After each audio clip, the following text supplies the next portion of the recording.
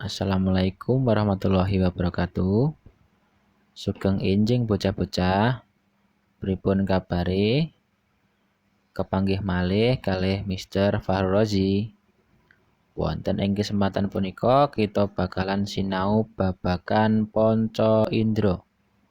Monggo saderengipun kita mlebet materi, kita awiti kanthi maos basmalah sesarengan. Bismillahirrahmanirrahim.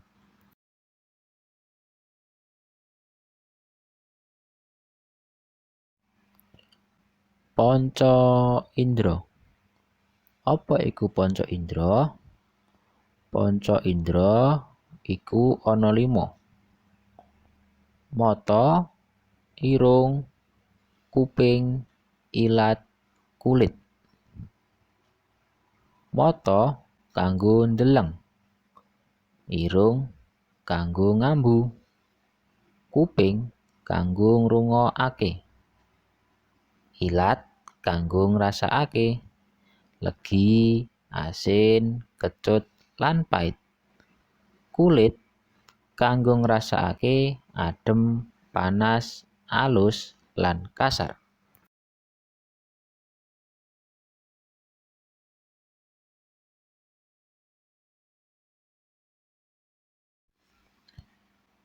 Panca indra iku ana 5. Ayo kita coba maca sesarengan karo nyinau basa ngoko lan kramane nggih. Nomor 1, mata. Mata ngokone mata. Kramane paningal. Nomor 2, hidung. Hidung ngokone irung. Kramane grana. Nomor 3, lidah. Lidah ngokone ilat. Kramane lati. Nomor 4, kuping. Kuping ngokone kuping. Kramane talingan. Nomor 5, kulit. Kulit ngokone kulit. Kramane cucal.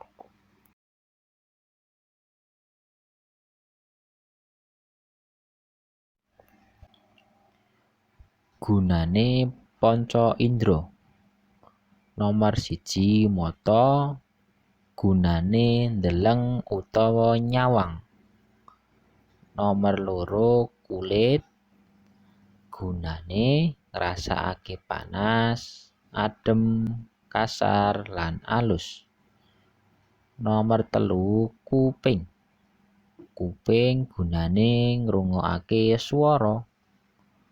Nomor 4, ilat. Ilat gunane ngrasakake legi, pait, kecut. Irung gunane ngambu utawa ambegan.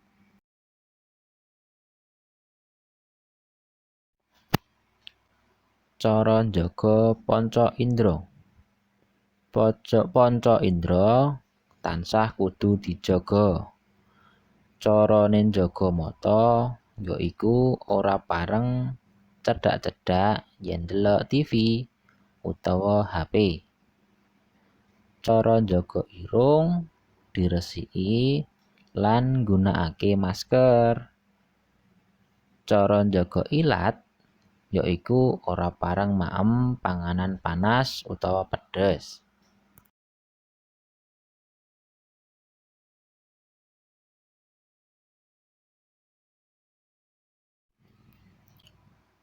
Cara njaga kuping yaiku diresiki lan ora pareng ngrungokake swara banter.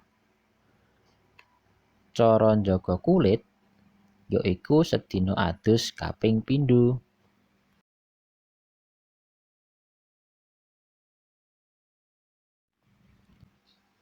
Alhamdulillah sampun cekap materi wonten ing enjang punika nggih. Monggo kita akhiri kanthi maos hamdalah sesarengan. Alhamdulillahirabbil alamin. Mister akhiri. Wassalamualaikum warahmatullahi wabarakatuh.